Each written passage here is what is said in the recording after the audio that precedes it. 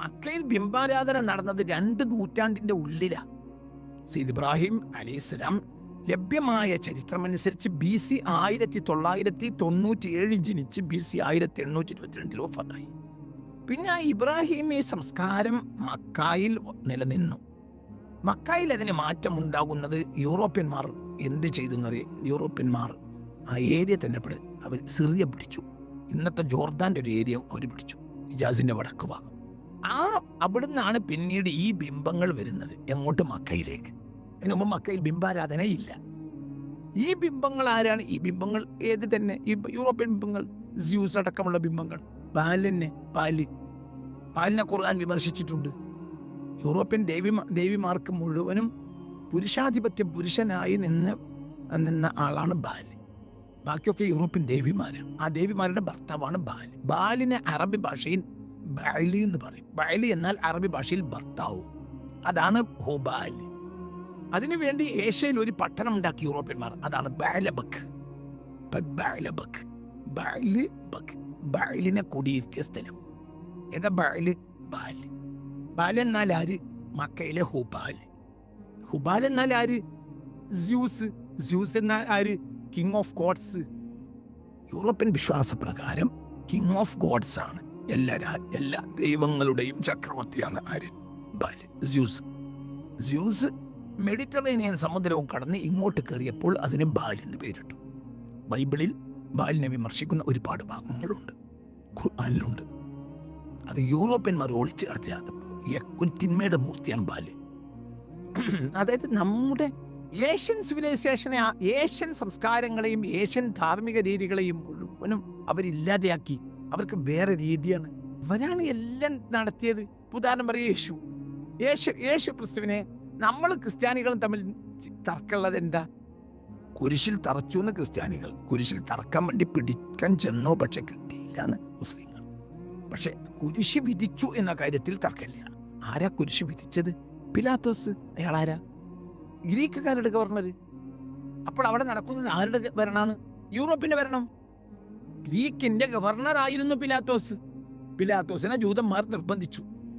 പിലാത്തോസിനാകട്ടെ അതിൽ താല്പര്യം. ഈ ജൂതന്മാരോ ഇതാണ് ഹെല്ലനിസ്റ്റിക് ജൂതന്മാർ. ഞങ്ങൾ പറഞ്ഞിട്ടുണ്ട് പണ്ട്. ഹെല്ലനിസ്റ്റിക് ജൂതന്മാരെ പറ്റി പണ്ട് പറഞ്ഞിട്ടുണ്ട്. അതായത് യൂറോപ്യൻ സംസ്കാരത്തെ മതത്തിലേക്ക് അഡാപ്റ്റ് ചെയ്ത ജൂതന്മാരാണ് ആര്?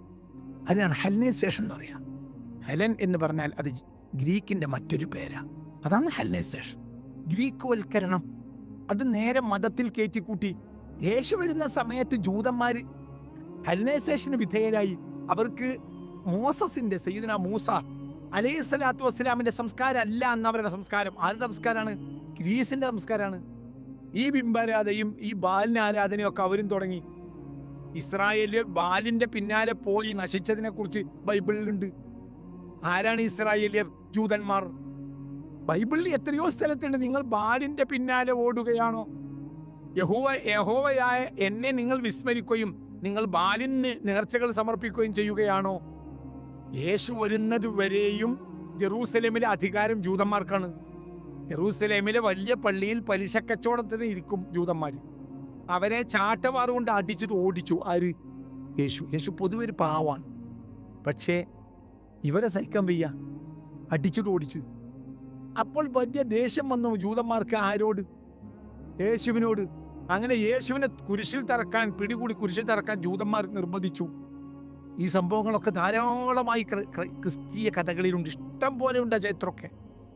അപ്പം ഇപ്പോഴും യൂറോപ്പിന് സ്വഭാവമുണ്ട്. യൂറോപ്പ് എന്തൊരു കാര്യം ചെയ്യുകയാണെങ്കിൽ ബാലിനെ വന്ന് പ്രസാദിപ്പിക്കും. അങ്ങനെയുമായി വല്ല ചില പ്രശ്നങ്ങൾ ഇപ്പോൾ ഈ യുദ്ധത്തിലുണ്ട്. അവർ ബാലിനെ കത്തിച്ചു. ആര്?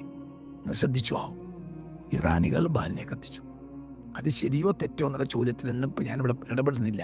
പക്ഷേ അങ്ങനെ സംഭവം നടന്നു. ഒരു നിരക്ക് അമേരിക്കയെ ചൊടിപ്പിച്ചത് അതായിരിക്കും.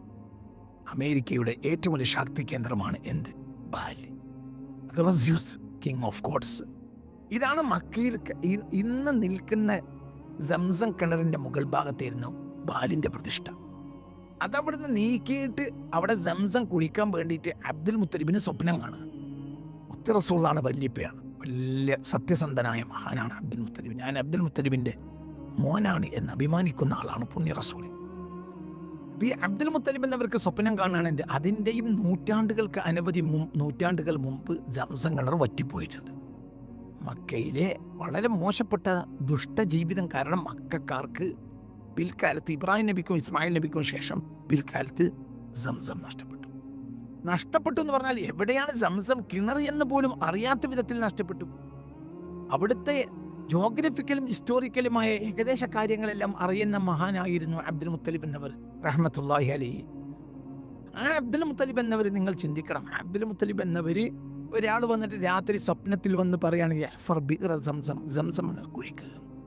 അപ്പൊ സംസം എന്നൊരു വെള്ളം ഉണ്ടായിരുന്നു പണ്ട് എന്ന് അബ്ദുൽ മുത്തലിബിന് അറിയാം. എവിടെയാണ് കിണറെന്ന് അറിയില്ല. പിറ്റേ ദിവസം അവിടെ തന്നെ പോയി കിടന്നു. കഅബാലയത്തിന്റെ ചെരുവിലാണത്. അപ്പോൾ പറഞ്ഞു ഒരാൾ വന്നിട്ട് രാത്രി സ്വപ്നത്തിൽ വന്ന് പറയാണ് സംസം കുഴിക്കുക. മൂന്നാം ദിവസം അവിടെ തന്നെ കിടന്നു. അപ്പോൾ ചോദിച്ചു, ആള് വന്നപ്പോൾ തന്നെ ചോദിച്ചു അതിനെ ഹുവ ആയിക്കൂടെ കുഴിക്കാം, പക്ഷെ അത് എവിടെയാണ്? അപ്പോൾ ആ സ്ഥലം പറഞ്ഞു കൊടുത്തു. അവിടെ ഒരു ഉറുമ്പിന് കൂട്ടുണ്ടാവും. രാവിലെ മൺവെട്ടി എടുത്ത് പോയ അവിടെ ഒരു ഉറുമ്പിന്റെ കൂട്ടം കാണും, അവിടെ കുഴിക്കുക. ഒരു തവിട്ട് നിറത്തിലുള്ള കാക്ക അവിടെ ഇങ്ങനെ നിൽക്കുന്നത് രാവിലെ നിങ്ങൾക്ക് അടയാളമായി കാണും. അവിടെ ചെന്ന് നോക്കുമ്പോൾ അവിടെ ഹുബാൽ വിഗ്രഹം കിടക്കുക. ഹുബാൽ വിഗ്രഹത്തിന്റെ അവിടെയാണ് ഇതുള്ളത്. ഹുബാലിന് ഉള്ളിനും പ്രതിഷ്ഠയുണ്ട്, പുറത്തും പ്രതിഷ്ഠയുണ്ട്. അപ്പോൾ എന്ത് ചെയ്തു? ഹുബാലിനെ അവിടെ നിർത്തി മാറ്റി. അപ്പോൾ മക്കക്കാരിളകി.